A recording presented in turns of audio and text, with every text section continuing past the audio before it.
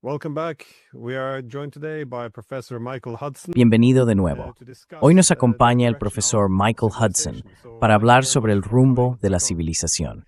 Muchas gracias por volver a estar con nosotros. Bueno, gracias por invitarme otra vez, Glenn. Verás, cuando evaluamos las condiciones económicas, políticas y sociales actuales, no puedo evitar sentir que ya no estamos en el punto más alto de la civilización. Tú, por supuesto, escribiste en el pasado un libro titulado El destino de la civilización, capitalismo financiero, capitalismo industrial o socialismo. Imagino que ahora habría mucho material nuevo para ese libro si quisieras hacer una nueva versión. Pero pensé que un buen punto de partida sería: ¿cómo vinculas el sistema económico con el auge y la caída de la civilización? ¿Y cuáles son los indicadores económicos de un declive civilizatorio? Economic indicators of a civilizational decline. Bueno, no voy a escribir un remake, pero sí haré una secuela. La secuela retrocede en el tiempo para revisar realmente de qué trataba la economía política clásica y por qué la economía clásica era, en esencia, el plan para el capitalismo industrial. Así que tengo que repasar aquí algo de teoría económica, porque hay una gran diferencia entre el declive de una economía o de un sistema económico, como estamos viendo hoy, y el declive de toda una civilización. Aunque existe lo que se llama un conflicto civilizacional entre el capitalismo financiero y rentista actual en Occidente y el capitalismo industrial con características chinas, que es sorprendentemente similar a las características proteccionistas estadounidenses, a las características británicas bajo David Ricardo y John Stuart Mill, y a las características alemanas.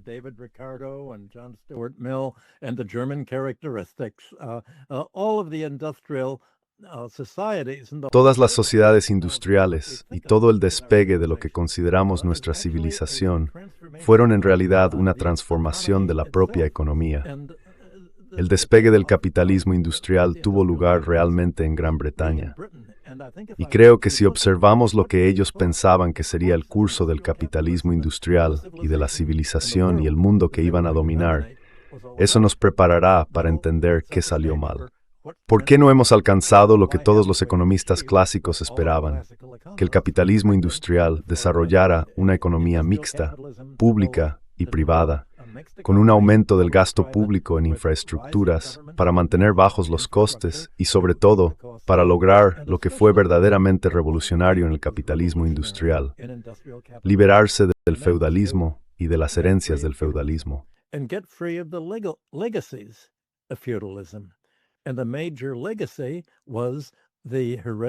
Y el principal legado fue la clase de terratenientes hereditarios que aún dominaba la Cámara de los Lores y quería proteger las rentas de la tierra de la aristocracia terrateniente, principalmente en sus tierras agrícolas.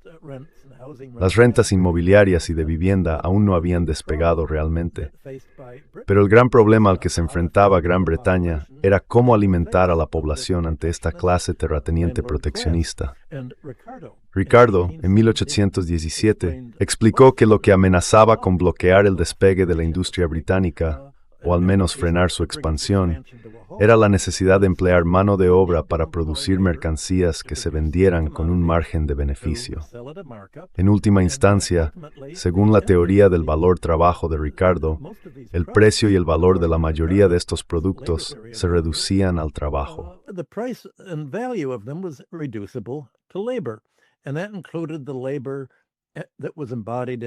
Y eso incluía los costes laborales incorporados en la maquinaria que utilizaban los industriales, así como los costes de producir los alimentos y otros bienes que los trabajadores tenían que comprar con sus salarios.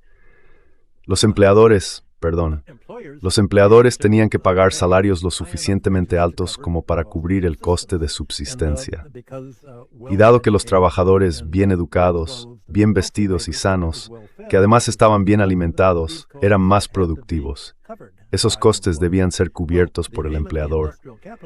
El objetivo de los capitalistas industriales, por tanto, era reducir el coste del consumo por parte de la mano de obra para que los empleadores pudieran permitirse contratarlos. Y el coste más urgente en la época de Ricardo, el que más rápidamente aumentaba, era el precio de los alimentos, que se veía impulsado por las leyes del grano. Los cereales y las arcillas sobre las encías de alimentos que mezclados en el libre comercio estos. That prevented free trade in food. Britain in 1815 had emerged from the Napoleonic. Gran Bretaña en 1815 acababa de salir de las guerras napoleónicas, que la habían dejado aislada. Como resultado, tuvo que depender de sus propios terratenientes y de su propia tierra para alimentarse. En cuanto se reanudó el comercio exterior tras el regreso de la paz, los terratenientes dijeron, bueno, nuestras rentas están bajando, hay que protegerlas imponiendo aranceles. Eso impidió que los empresarios británicos importaran alimentos más baratos para alimentar a sus trabajadores, de modo que no tuvieran que pagar salarios tan altos. Cuando digo esto, pensad en los paralelismos con la economía moderna, a los que me referiré más adelante. Los terratenientes exigían rentas de la tierra, y así la lucha durante 30 años, desde 1815 hasta la derogación de las leyes del grano en 1846, fue por el libre comercio.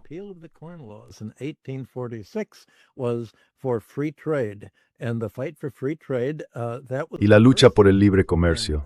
Ese fue el primer paso para superar la resistencia de los terratenientes, que decían, para nosotros la economía trata únicamente de la renta de la tierra, no de los beneficios industriales.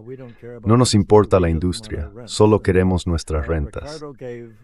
Y Ricardo ofreció la explicación de lo que ocurriría si se permitiera que la economía se convirtiera en una economía rentista, pagando sus rentas a los terratenientes, primero por los alimentos y con el tiempo por la vivienda, por las rentas del suelo en la vivienda.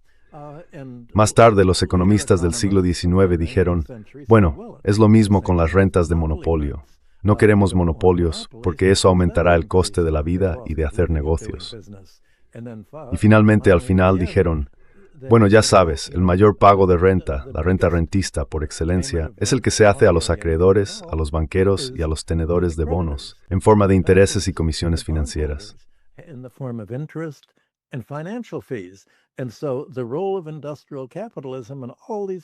Así que el papel del capitalismo industrial en todos estos países fue minimizar a estas tres clases, los terratenientes y las clases propietarias productoras de materias primas, los monopolistas y las clases bancarias.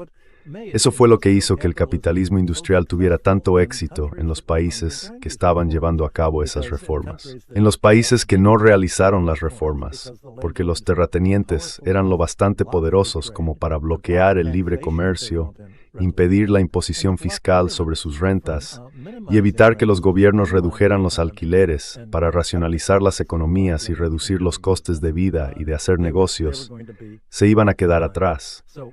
Así que lo que hizo Ricardo fue formular la teoría clásica del valor, que decía que el valor lo produce el trabajo, pero pues siempre no refleja ese valor.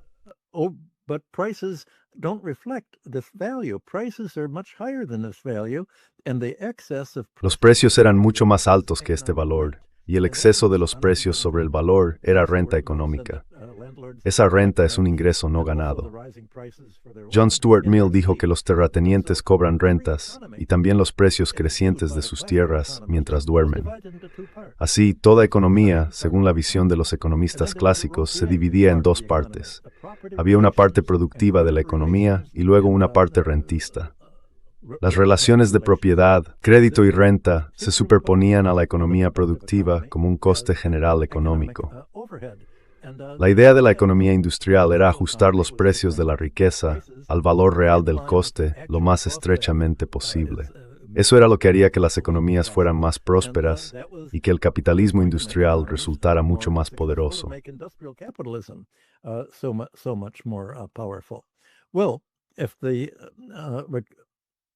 Bueno, si las leyes del maíz seguían bloqueando las importaciones a precios más bajos, eso mantendría altos los precios de los alimentos y por tanto el salario de subsistencia, lo que desalentaría nuevas inversiones. Los terratenientes iban a emprender una gran campaña. Perdieron. Ricardo dijo que eso pondría fin a la acumulación de capital. Escribió que el capital ya no podría generar ningún beneficio y que no se podría demandar más trabajo. En consecuencia, la población habría alcanzado su punto máximo. Mucho antes de ese periodo, esa tasa de beneficio tan baja habría detenido toda acumulación y casi toda la producción del país. Después de pagar a los trabajadores, pertenecería a los propietarios de la tierra y a los perceptores de diezmos e impuestos.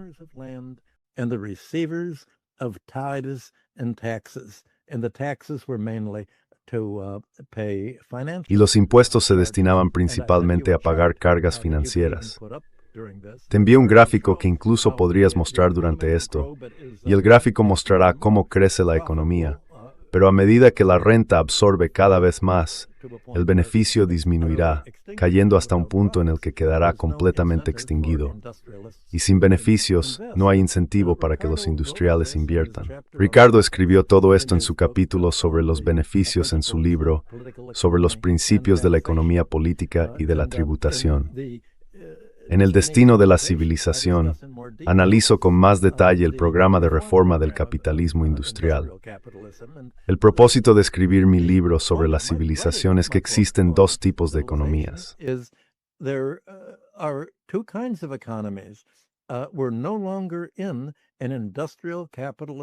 Ya no vivimos en una economía capitalista industrial.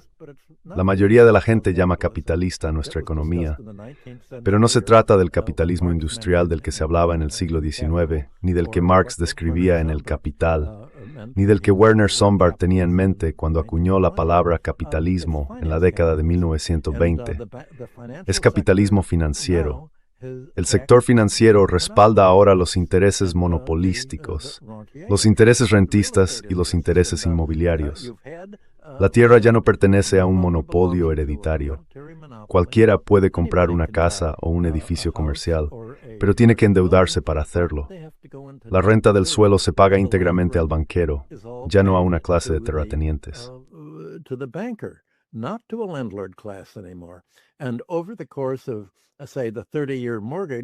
A lo largo de, digamos, la hipoteca a 30 años que se estandarizó después de la Segunda Guerra Mundial y que creó la clase media estadounidense, el banquero en realidad obtuvo más dinero en forma de intereses que el vendedor de una casa o de un edificio comercial. Así que el precio de la vivienda, ya sea que se alquile o se compre, tiene que ser lo suficientemente alto para que los empleados de Estados Unidos y Europa puedan cubrir los costes de pagar intereses y comisiones a los bancos. Y si se observa tanto la economía europea como la estadounidense, lo que llaman Producto Nacional Bruto parece estar creciendo. Pero casi todo ese crecimiento del Producto Nacional Bruto es renta de los rentistas. Se cobra interés como si se tratara de un servicio.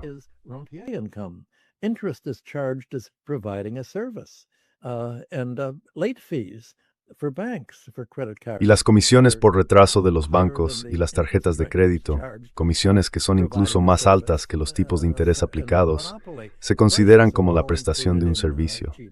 Los precios de monopolio se incluyen todos en el PIB, así que hay cada vez menos producto real en el Producto Interior Bruto y cada vez más costes económicos generales.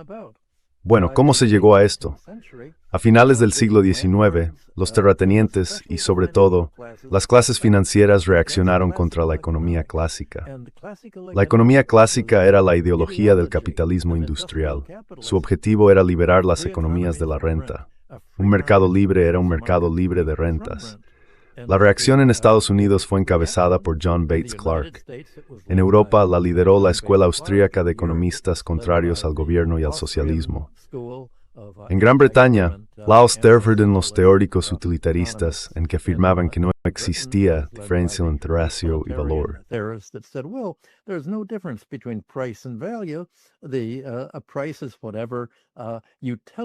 El precio es lo que los consumidores de servicios públicos estén dispuestos a pagar. Utilizaron un razonamiento circular para todo esto. Así que creo que mi próximo libro, en el que estoy trabajando ahora, tiene que dar un paso atrás y preguntar cómo se concibe una economía y cómo funciona.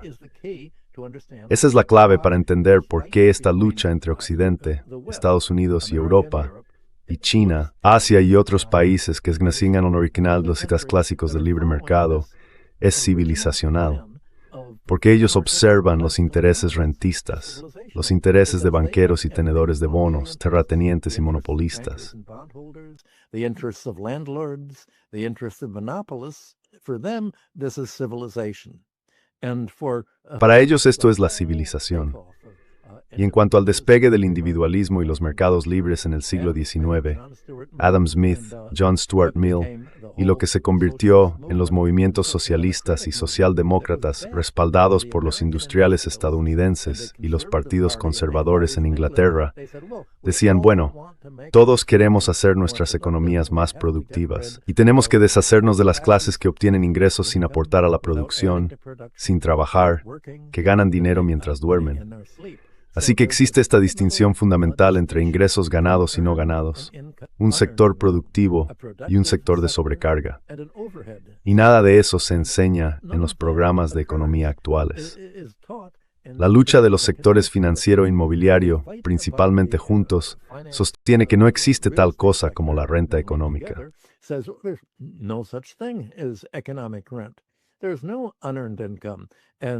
No existe renta no ganada.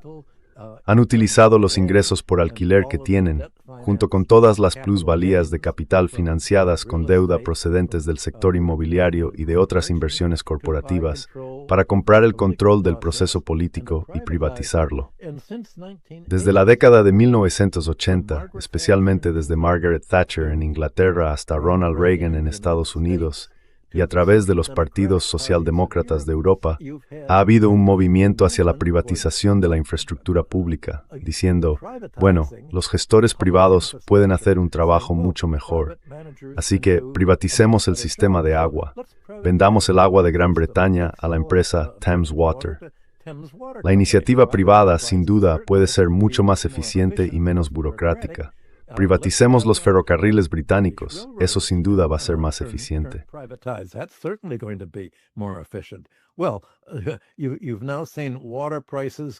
Bueno, ahora has visto que los precios del agua han subido muchísimo para los consumidores y la industria británicos. Has visto que los precios del ferrocarril también se han disparado y ya no prestan servicio a los suburbios como antes. La empresa de autobuses que solía ser pública fue privatizada, y para ganar más dinero simplemente recortó las rutas hacia las zonas con poca demanda, más alejadas de Londres. En Europa tienes todo eso gratuito. Entonces, ¿qué tenemos hoy que sea equivalente al alto precio del maíz, es decir, del grano, en Inglaterra? El equivalente hoy sería la energía, porque toda industria necesita energía. Las viviendas necesitan electricidad para la calefacción y necesitan gas para cocinar si hay una red de gas disponible. Y la teoría del valor trabajo no tuvo en cuenta la productividad del capital.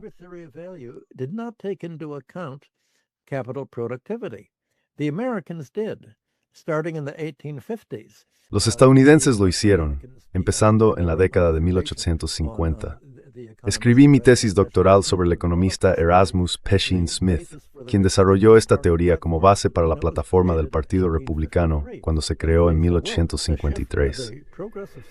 Dijeron que el progreso de la civilización había pasado de la energía eólica y la fuerza hidráulica naturales, primero al carbón y luego al petróleo y al gas. En aquel momento, nadie había visto otras formas de electricidad, la energía atómica, por ejemplo, y nadie había previsto que los antiguos molinos de viento de Holanda y otros lugares se convertirían en esas enormes construcciones de energía eólica que China ha levantado en el desierto del Gobi y por todo el país. Y hoy, China se da cuenta de que no va a dejar este desarrollo en manos de la empresa privada. Porque se necesita una empresa privada para hacer el petróleo y gas. Electric power is an alternative to oil and gas. It takes a long time Se tarda mucho tiempo en construir una empresa eléctrica en Estados Unidos. Cuando se completan todos los trámites, se cumplen todos los requisitos y se lidia con la burocracia, se necesitan unos 10 años para que se construya una nueva empresa eléctrica. Pues bien, hay otro problema. Una de las principales clases rentistas que se ha adueñado de la política en Estados Unidos, junto con la banca y el sector inmobiliario, es la industria petrolera, y la industria del carbón, en ciertos estados, también es muy poderosa. Compraron el control de la administración Trump. Trump dijo, yo represento a la industria del carbón, a la industria del petróleo. Vamos a despegar de verdad con el petróleo y el gas natural, y vamos a usar eso como poder. En En primer lugar, vamos a impedir que Europa dependa de la energía y el petróleo que no sean producidos por Estados Unidos y sus aliados. It is not produced by the United States and its allies, where we're going to say you cannot Vamos a decir, no se puede importar más petróleo de Rusia, ni de Irán, ni de Venezuela. Tienes que comprar petróleo y GNL, gas natural licuado, de nosotros. Y eso ha ocurrido. Uno de los resultados de que Estados Unidos venda gas natural licuado a Europa es que los precios del gas en Estados Unidos están subiendo.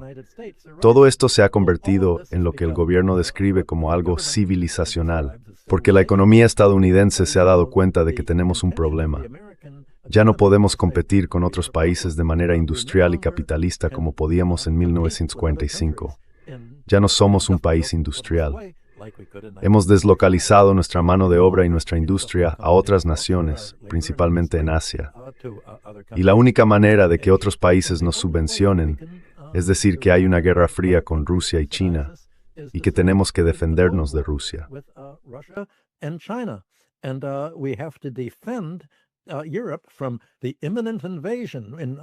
Europa ante la inminente invasión en 1 o 2 años.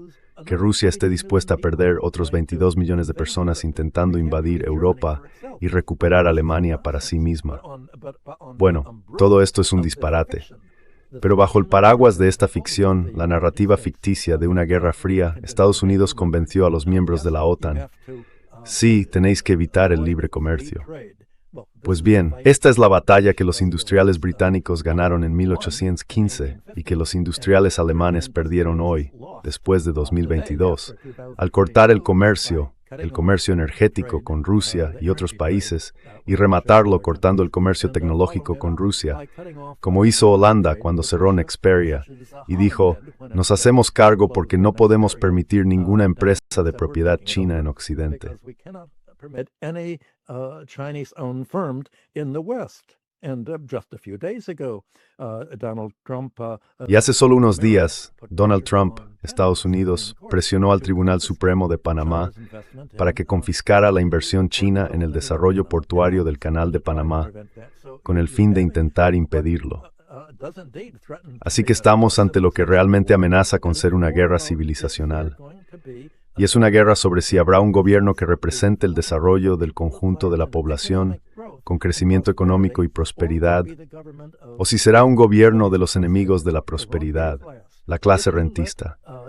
Si se permite que el sector financiero, el sector inmobiliario y los monopolios tomen el control de todos los servicios públicos de la tierra y los liberen de impuestos, y creen crédito para generar esencialmente riqueza financiera a través de reclamaciones de acreedores que representan las deudas del 99% o al menos del 90%, entonces la economía acabará por detenerse.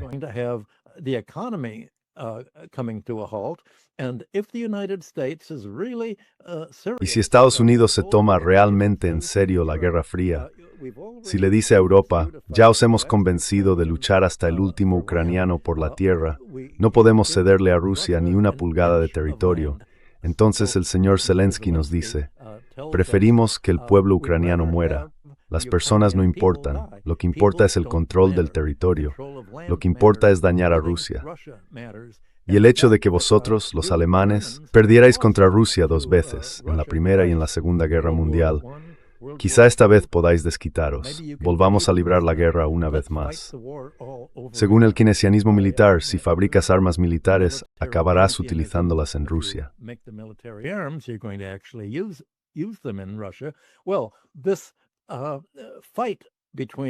Bueno, esta lucha entre el capitalismo financiero rentista, centrado en Estados Unidos y basado en la infraestructura, la inteligencia artificial y los monopolios en la informática y la tecnología de la información, se supone que debe sustituir los antiguos beneficios industriales de Estados Unidos, aquellos que antes obtenía de las exportaciones agrícolas, fundamentales para su balanza de pagos y su dominio global después de 1945.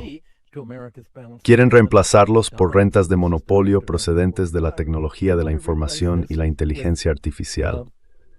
Pues bien, Europa había amenazado con decir que uno de los problemas no es solo que cobren rentas de monopolio, sino que además insisten en que nosotros, los europeos, ni siquiera las grabemos.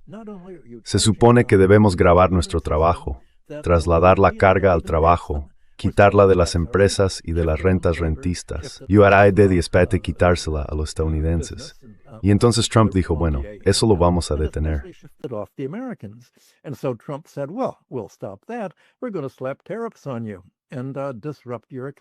Vamos a imponeros aranceles y a perturbar vuestra economía. Vuestras empresas no podrán acceder al mercado estadounidense.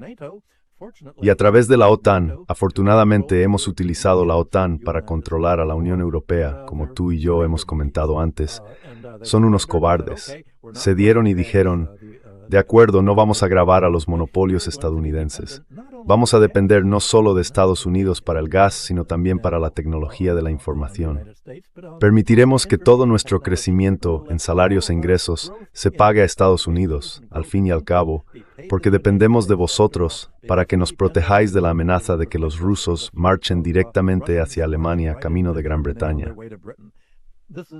Esto es una locura. Supongo que se podría decir que las civilizaciones caen porque no comprenden las dinámicas económicas que las hicieron exitosas desde el principio de su despegue.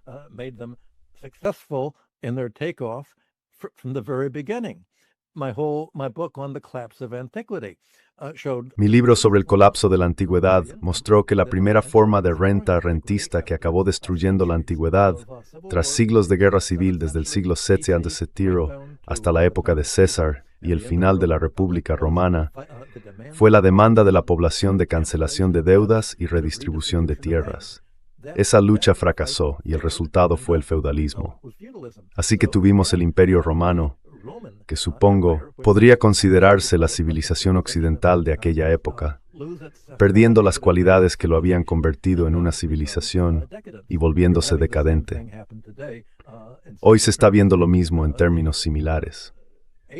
Asia, durante miles de años, tuvo una base completamente diferente para su filosofía social y su gobierno, desde el confucianismo, que decía que si se tiene un emperador, el papel del emperador es mantener a la población feliz y evitar que se rebele.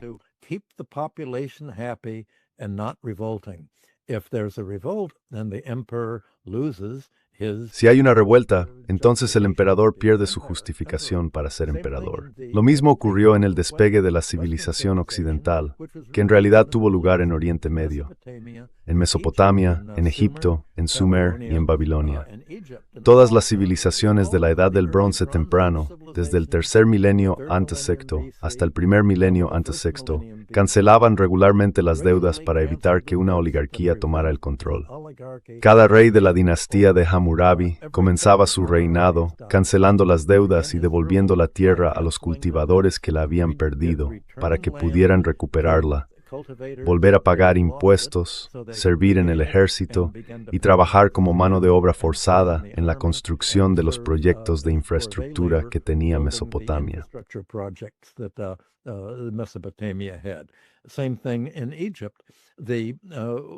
Lo mismo ocurrió en Egipto. Cuando los arqueólogos y egiptólogos finalmente aprendieron a traducir lo que escribieron los egipcios, fue gracias a la piedra de Rosetta. Trataba sobre la cancelación de deudas, la anulación de deudas fiscales. Cuando se le dijo al joven faraón, haz lo que hicieron los faraones anteriores, cancela las deudas y libera a la población para que pueda trabajar. De lo contrario, se concentrará la propiedad de la tierra y el pueblo quedará empobrecido. Lo mismo sucedió en las tierras judías, en Judea.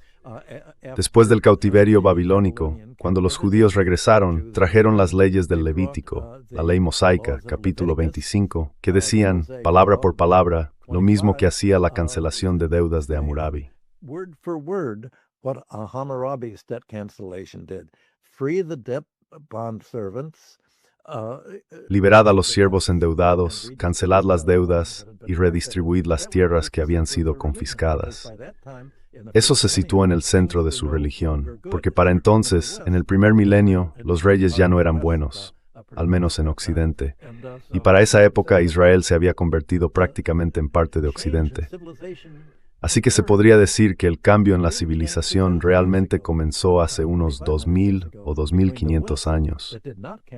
Entre Occidente, que no cancelaba las deudas ni restauraba el orden mediante un tiempo cíclico, y los países asiáticos, desde Oriente Medio hasta China, que todos reconocían que las economías tienden a polarizarse cuando las personas ricas se apoderan del gobierno, se convierten en intereses establecidos y, en esencia, intentan desmantelar la autoridad pública e impedir que los gobernantes protejan a la población y sus medios de vida y de tenencia de la tierra, de concentrarse en manos de una clase oligárquica.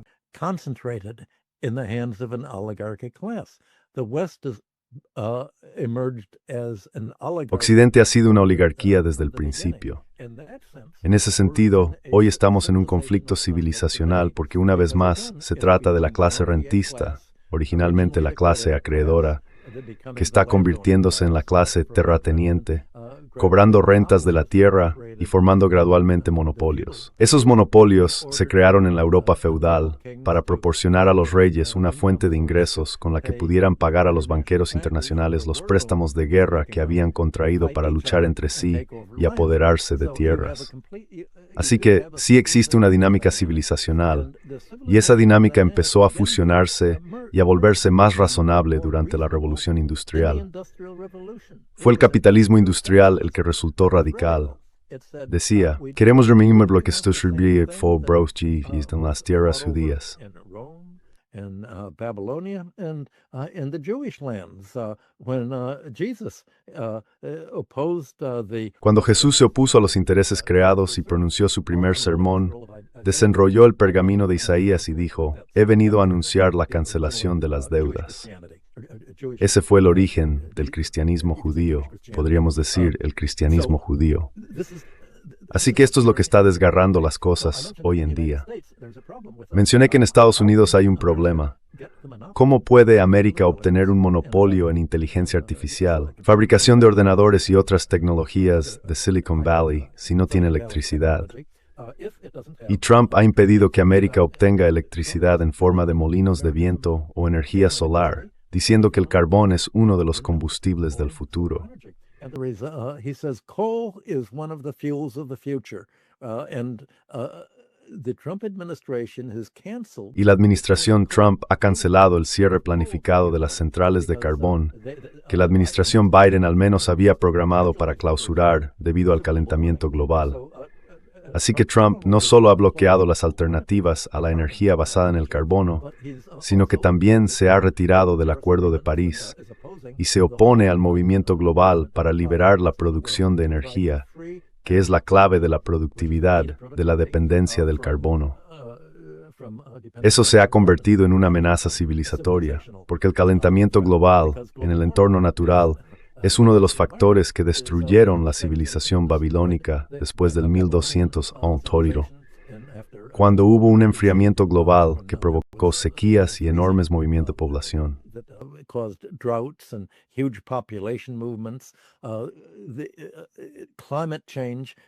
El cambio climático también destruyó la civilización del Indo alrededor del año 1800 a.C.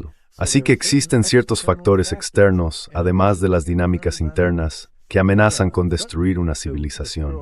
Ha ocurrido antes y se puede rastrear a lo largo de la historia, y ahora amenaza con transformar e incluso destruir la forma en que la civilización occidental y el mundo sometido a los valores de la civilización occidental vive el presente. El rendimiento financiero vive para el presente es el futuro. Lo único que importa es de un año para otro. A las compañías petroleras ya no les importa si la quema de petróleo va a acelerar el calentamiento global y empeorarlo, porque su negocio consiste en obtener beneficios, o mejor dicho, rentas económicas de su petróleo.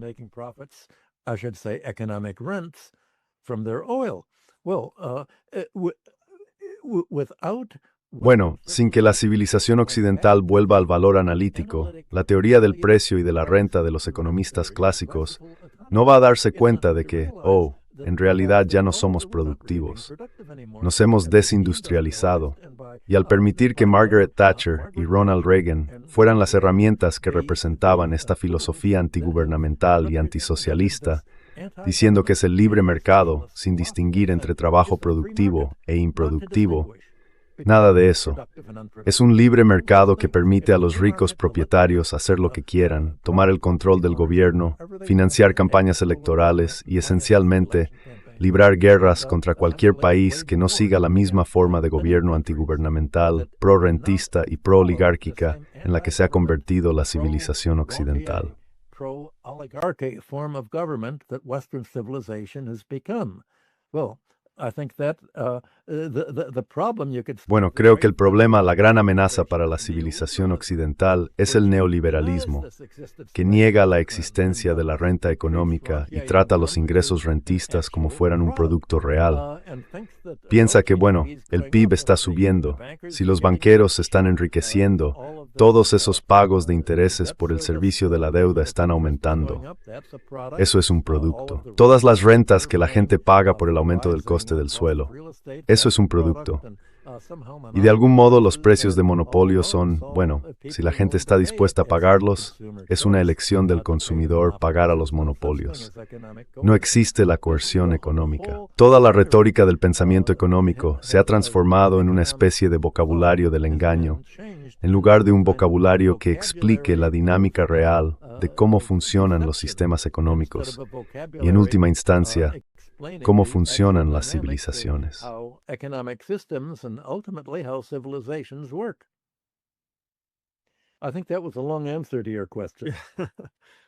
Creo que esa fue una respuesta larga a tu pregunta. Bueno, fue una respuesta excelente. Y me resulta fascinante porque, como dije, los economistas clásicos, los capitalistas industriales, se centraban mucho precisamente en esta cuestión de reducir el papel de la clase rentista, o al menos eliminar a los buscadores de rentas por completo. Y de nuevo, este es un punto clave. Pero ahora que hemos visto este cambio hacia el capitalismo financiero, donde consideramos a la clase rentista como grandes y exitosos capitalistas, resulta fascinante, o nos referimos a John Stuart Mill, para justificar por qué no debería haber redistribución, como si el concepto de capitalismo clásico o industrial fuera una especie de conspiración socialista.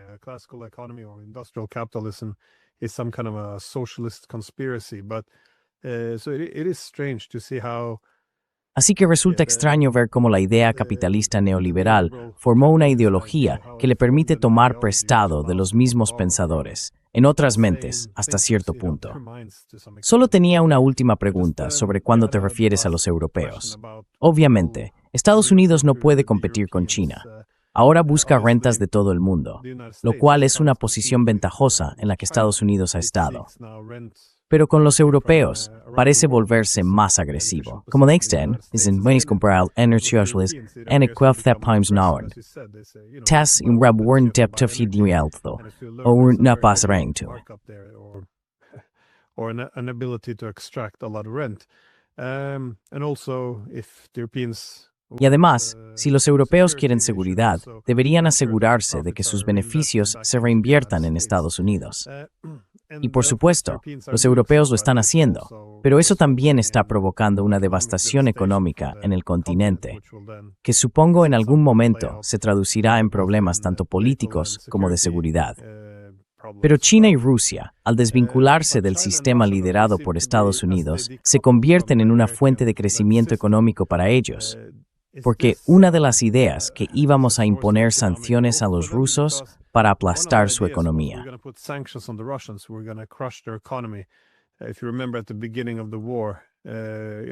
Si recuerdas, al comienzo de la guerra, la gente decía que el rublo se convertiría en escombros y que su economía se derrumbaría antes de que terminara el fin de semana. Pero no fue así. En cambio, vimos a los rusos aislarse de la tecnología, los bancos y la moneda occidentales. Y en su lugar, experimentaron un crecimiento significativo, por supuesto, más basado en el ámbito industrial que en este nuevo tipo de capitalismo financiero. ¿Ves parte del éxito tanto de China como de Rusia en el hecho de haberse desvinculado de estas, digamos, tecnologías, bancos y monedas estadounidenses poco competitivas y extractivas? Well, it's not that they cut themselves off. Bueno, Donald Trump no es que se aislaran ellos mismos. cut them off. Donald Trump y Estados Unidos los aislaron para su propio beneficio. Mencionaste que el socialismo era una conspiración. No es eso. El socialismo se consideraba la siguiente etapa del capitalismo industrial. A finales del siglo XIX, no solo Marx hablaba de socialismo, existían todo tipo de socialismos.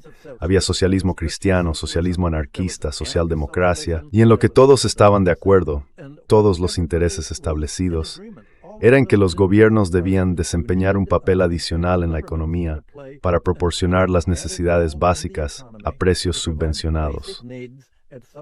Fue el primer profesor de economía de Estados Unidos en la primera escuela de negocios, la Wharton School, Simon Patten, quien dijo que la infraestructura pública es un cuarto factor de producción, además del trabajo, el capital y la tierra. Muchos ustedes en realidad no es for exterior gluten form forstos.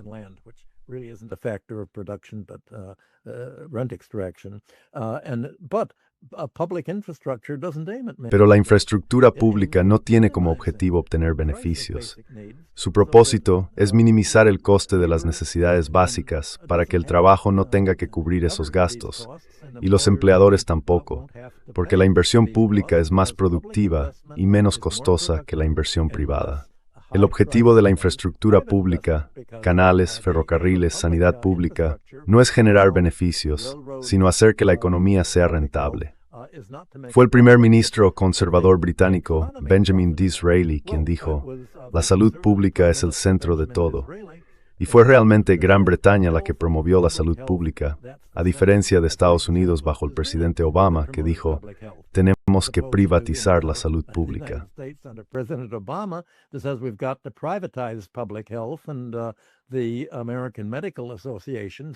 Y la Asociación Médica Estadounidense, desde la década de 1950, se ha opuesto a la medicina socializada.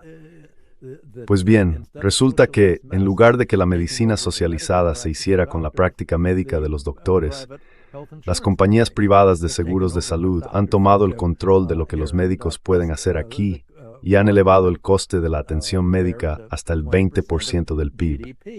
Esto supera con creces lo que gastan otros países, desde Europa hasta China.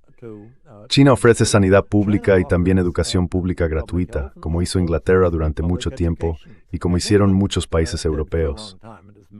Pero ahora es muy caro, desde más de $50,000 al año en Estados Unidos hasta precios elevados en universidades inglesas, australianas y de otros países occidentales de habla inglesa, e incluso, supongo, en universidades alemanas.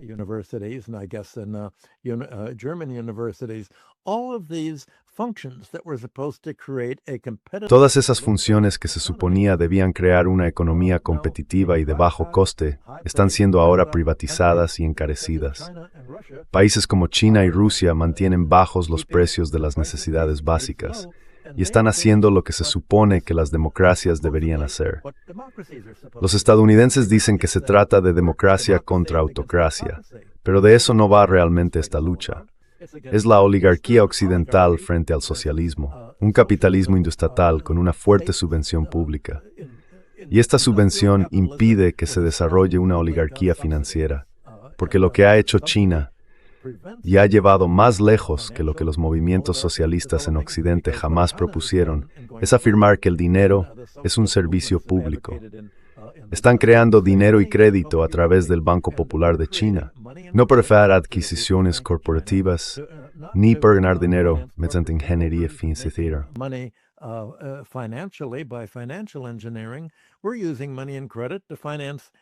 Estamos utilizando dinero y crédito para financiar la construcción real. Bueno, han sobrefinanciado la construcción de viviendas, obviamente, pero también han financiado su industria. Financian sus parques eólicos. Están financiando su investigación básica, o al menos proporcionando subvenciones y apoyo gubernamental a las empresas privadas que hacen todo esto. Es una economía mixta. Toda civilización exitosa de la historia ha sido una economía mixta. Y cuando hay intereses creados que dicen, no queremos una economía mixta, no queremos que el gobierno nos regule o nos imponga impuestos, queremos controlar la economía nosotros mismos. Queremos que el dinero que el gobierno nos impondría como impuestos venga a nosotros como ingresos propios. Queremos empobrecer al resto de la sociedad y hacerla dependiente de nosotros.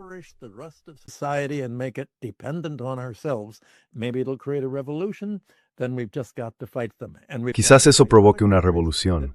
Entonces tendremos que luchar contra ellos. Y también tendremos que luchar contra otros países que quieren enriquecerse mediante un sector público fuerte.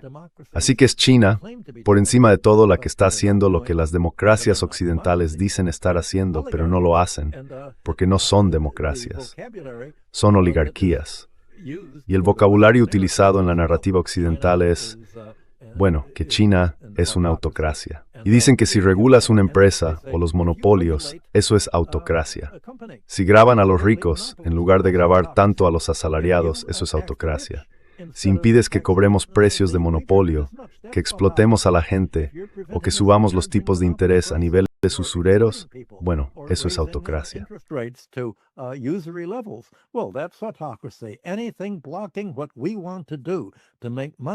Cualquier cosa que bloquee lo que queremos hacer, ganar dinero endeudando a la población y convirtiéndola de una clase propietaria y autosuficiente en una clase rentista, una clase de inquilinos dependientes, eso es autocracia.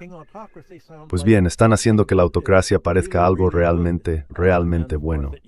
Y por supuesto antes se llamaba socialismo. Así que una vez más, estamos viendo cómo el vocabulario económico del engaño se convierte en la base de esta narrativa. Escribí mi libro Ties de Junk Economics precisamente sobre esta transformación del vocabulario. Y si tienes un vocabulario adecuado, eso te ayudará a comprender la dinámica real de cómo funciona la economía, cualquier economía.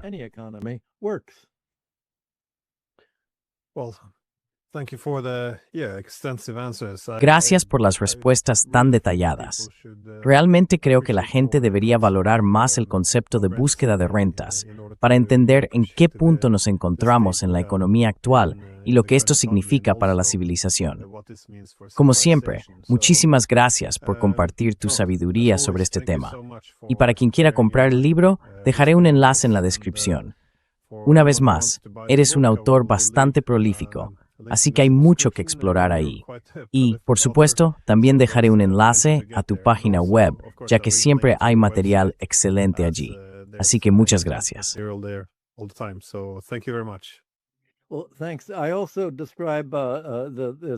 Bueno, gracias. También describo todo este concepto de renta económica en Killing the Host, que es una versión temprana de mi historia de la teoría de la renta y de lo que ha ocurrido en ese ámbito.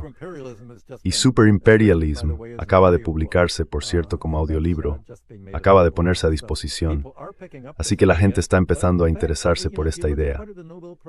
Pero el hecho es que si observas a quién se conceden los premios Nobel, se otorgan por negar la teoría y el concepto de renta económica. En esencia, se premia la economía basura que niega todo esto. Esa es la lucha civilizatoria, cómo entender una economía y reflexionar sobre su dinámica. De eso trata realmente todo esto. Siempre haces las preguntas adecuadas, Glenn. Por eso me gusta tanto participar en tu programa. Gracias, lo aprecio muchísimo. Thank you. I appreciate that very much.